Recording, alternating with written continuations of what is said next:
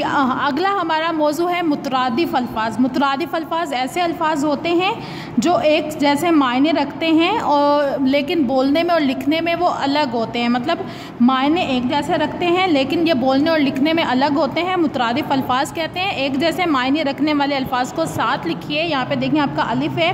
अब देखें यहाँ पे हमारे पास है हम, राज, राजदा, महरम। उसके बाद है नंबर 2 पर यकसा, बराबर, हमसर के मुतरादिफ अल्फाज कौन से हो गए? ऐसे एक जैसे मायने रखने वाले अल्फाज को मुतरादिफ अल्फाज कहा जाता है।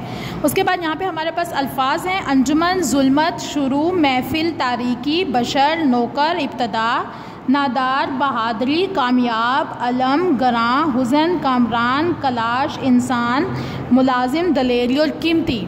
अब यहाँ पे पहला हमारे पास है आगाज़। आगाज़ का हमने ढूंढ के लिखा इब्तदा। इब्तदा का मतलब भी होता है शुरू करना और आगाज़ का मतलब भी होता है शुरू करना। उसके बाद नंबर 2 पर है आदमी, आदमी, इंसान, बशर। नंबर 3 पर है अंधेरा, जुल्मत।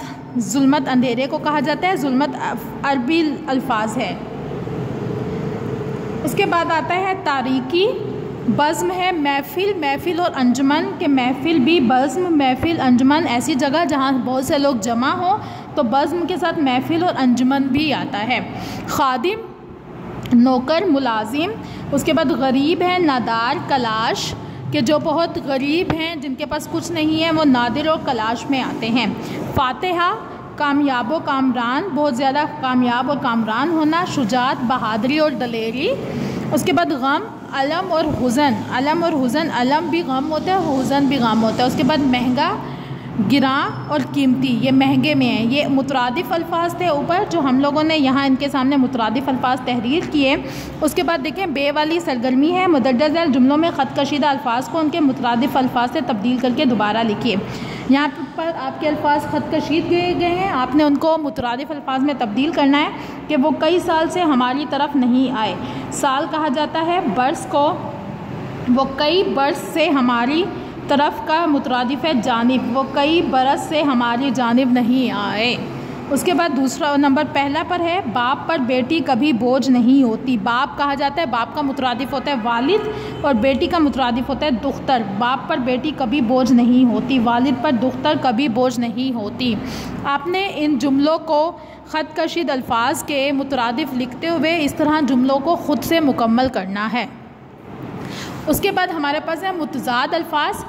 किसी भी चीज़ का ऑपोजिट, उलट अल्फाज मुतज़ाद अल्फाज कहलाते हैं। यहाँ पे आपके नजबान के सफ़ा नंबर 13 पर ये मौजूद है। मुतज़ाद अल्फाज के दर्ज झैल अल्फाज के मुतज़ाद लिखिए। आज़ाद, कैद, आगाज़, इख्तिताम, अदना, आला, बहार, ख़िज़ां, भारी, हल्का, बेहतर, बदतर, बेरहम, रहमदिल, तल्ख, शीरीं, जंग, अमन, हाजिर, गैर हाजिर, रंज, खुशी, तवील, मुख्तसर, ज़ाहिर, बातिन, जालिम, मज़लूम, कमाल, जमाल, मालिक, नौकर, मेहमान, मेज़बान, मुनासिब, गैर मुनासिब या नामुनासिब, ये दोनों हो सकते हैं।